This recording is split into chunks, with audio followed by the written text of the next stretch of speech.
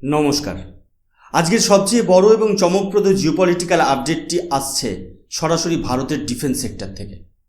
কোনো রকম বড় ঘোষণা, কোনো রকম অফিসিয়াল প্রেস রিলিজ ছাড়াই সম্পূর্ণ গোপনীয়তার সাথে ইন্ডিয়ান এয়ারফোর্স বা বায়ুসেনা তাদের অস্ত্রাগারে যুক্ত করে নিয়েছে বিশ্বের অন্যতম শক্তিশালী এবং দীর্ঘপাল্লার radar system Nebo UM VHF radar.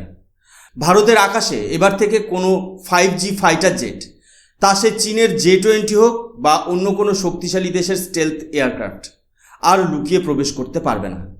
সম্পূর্ণ সাইলেন্ট মোডে ভারত সরকার এবং DRDO এমন একটি মাস্টার স্ট্রোক খেলেছে যা গোটা বিশ্বের ডিফেন্স অ্যানালিস্টদের রাতের ঘুম উড়িয়ে দিয়েছে। কিন্তু প্রশ্ন হলো, কেন এত গোপনীয়তা? কেন ভারত সরকার এই অ্যাডভান্সড রেডার সিস্টেমকে কোনো বড় আনুষ্ঠানিকতা ছাড়াই সরাসরি ইন্ডিয়ান এয়ারফোর্সে অন্তর্ভুক্ত করলো? চীনের এত স্বাদের J-20 স্টেলথ ফাইটার জেট কি এবার ভারতের আকাশে একেবারে মাটির পুতুলে পরিণত হতে চলেছে? আর যদি পাকিস্তানও চীনের থেকে এই আধুনিক ফাইটার জেট পেয়ে যায়, তাহলে ভারতের নিরাপত্তা বলয় কতটা প্রস্তুত? নমস্কার, আমি সুশোভন। আপনারা দেখছেন আপনাদের প্রিয় চ্যানেল অদ্ভুত অথচ বাস্তব। আজকের এই ভিডিওতে আমরা এই সমস্ত প্রশ্নের উত্তর খুঁজব এবং বিশ্লেষণ করব ভারতের এই নতুন এয়ার ডিফেন্স স্ট্র্যাটেজি। ভিডিওটি শেষ পর্যন্ত দেখুন, কারণ আজকের জিওপলিটিক্স এবং ডিফেন্স অ্যানালিসিসে অনেক অজানা সত্য সামনে আসতে চলেছে। আজকের দিনে দাঁড়িয়ে জিওপলিটিক্সে পেশি শক্তির চেয়ে বুদ্ধির লড়াই অনেক বেশি গুরুত্বপূর্ণ। ভারত সরকার এবং আমাদের ডিফেন্স মিনিস্ট্রি গত কয়েক বছরে প্রমাণ করেছে যে নতুন ভারত শুধু জবাব দিতে জানে না, বরং শত্রুর চালিকা শক্তি বোঝার আগেই তাকে ধ্বংস করার ক্ষমতা রাখে। সম্প্রতি এই নেভো ইউএম রেডারটি নিয়ে কোনো ঢাকঢোল পেটানো হয়নি ঠিকই, কিন্তু এর প্রথম ঝলক দেখা গিয়েছিল এই বছর অনুষ্ঠিত হওয়া বায়ুশক্তি 2026 মিলিটারি এক্সারসাইজে। সাধারণত মিলিটারি এক্সারসাইজে কোনো ইকুইপমেন্ট বা হাতিয়ার প্রদর্শন করার অর্থ হলো দেশের সেনাবাহিনী সেটি ইতিমধ্যেই ব্যবহার করা শুরু করে দিয়েছে। অর্থাৎ এটি ভবিষ্যতের কোনো প্রজেক্ট নয়, এটি বর্তমানের নিটোল বাস্তব। এই সাইলেন্ট ডিপ্লয়মেন্ট থেকে একটা জিনিস স্পষ্ট: ভারত তার ন্যাশনাল সিকিউরিটি বা জাতীয় নিরাপত্তার প্রশ্নে কোনো রকম আপোষ করছে না এবং শত্রুকে সতর্ক হওয়ার কোনো সুযোগই দিতে চাইছে না। আমার কথা শুনে হয়তো অনেকের মনে হতে পারে যে এটি কেবলই একটি জল্পনা, কিন্তু বিশ্বের তাবড় তাবড় ডিফেন্স জার্নাল এবং মিডিয়া এই খবরের সত্যতা স্বীকার করেছে। আপনারা স্ক্রিনে দ্য টাইমস অফ ইন্ডিয়ার একটি অতি গুরুত্বপূর্ণ আর্টিকেল দেখতে পাচ্ছেন। এই আর্টিকেলের হেডলাইনে পরিষ্কার লেখা রয়েছে, can Nebo UM help detect China's J-20 inside the radar spotted in IF's বায়ুশক্তি 2026। অর্থাৎ ভারতের এই নতুন রেডারটি চীনের J-20 স্টেলথ ফাইটারকে ডিটেক্ট করতে কতটা সক্ষম তা নিয়ে এখন বিশ্বজুড়ে চর্চা চলছে। এবার আসা যাক আসল অ্যানালিসিসে। কেন এই নেভো ইউএম রেডারটিকে এত বেশি গুরুত্ব দেওয়া হচ্ছে? এর জন্য আমাদের বুঝতে হবে রেডার এবং স্টেলথ ফাইটার কিভাবে কাজ করে।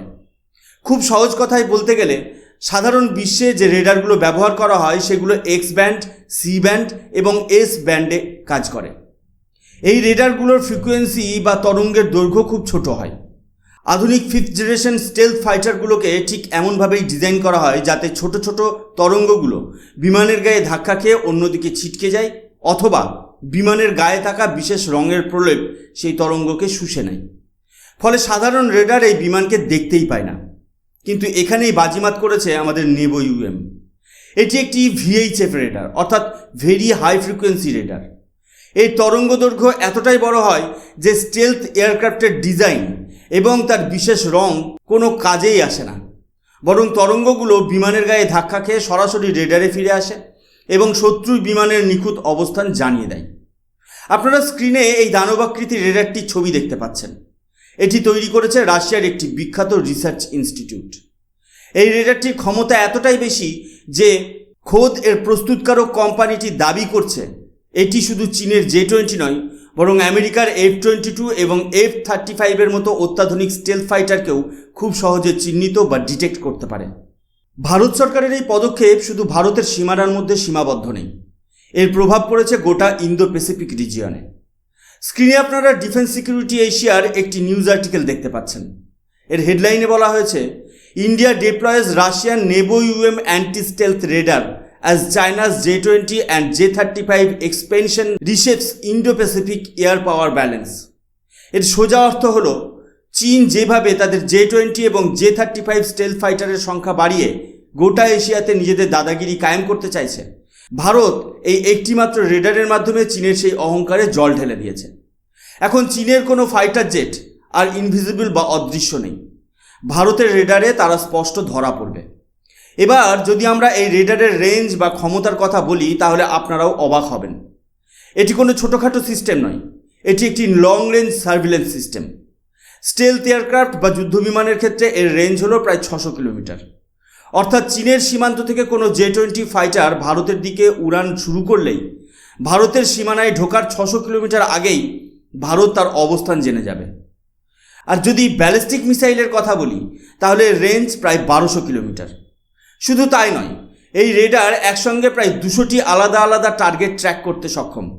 Drone, cruise missile, electronic warfare, আকাশপথে আসা যে কোনো বিপদকে এটি নির্ভুলভাবে চিহ্নিত করতে পারে। সবচেয়ে ইন্টারেস্টিং পয়েন্ট হলো এই রেডার একা কাজ করে না।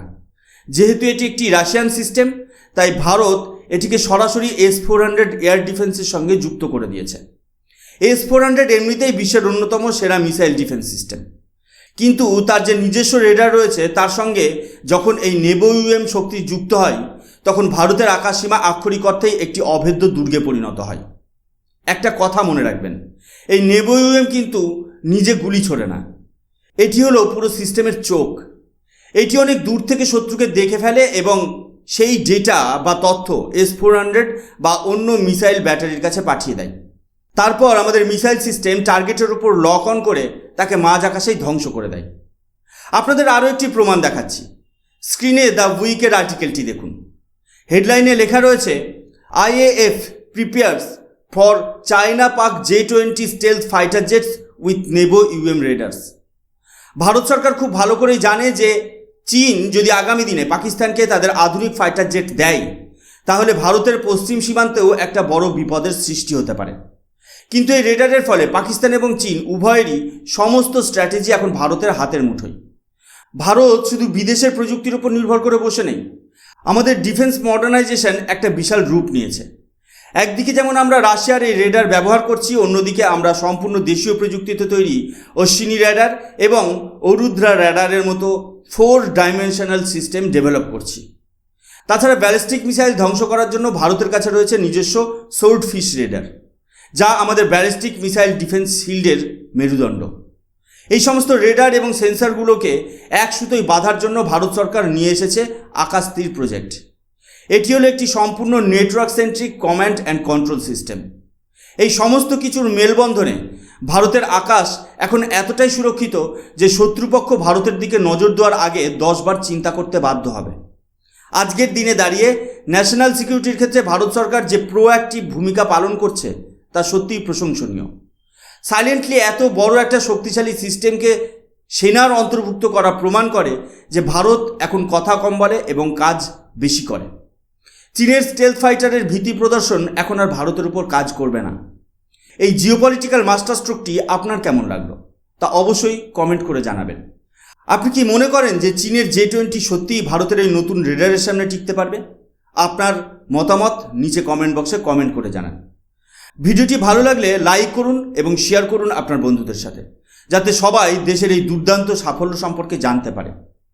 আর অদ্ভুত অথচ বাস্তব চ্যানেলটি সাবস্ক্রাইব করে বেল আইকন প্রেস করতে ভুলবেন না, যাতে এমন গুরুত্বপূর্ণ জিওপলিটিক্যাল অ্যানালিসিস আপনারা মিস না করেন। আমি সুশোভন, দেখা হচ্ছে পরের ভিডিওতে নতুন কোনো বাস্তব সত্য নিয়ে। ততক্ষণ পর্যন্ত ভালো থাকবেন, সুস্থ থাকবেন। জয় হিন্দ, বন্দে মাতরম, ভারত মাতা কি জয়।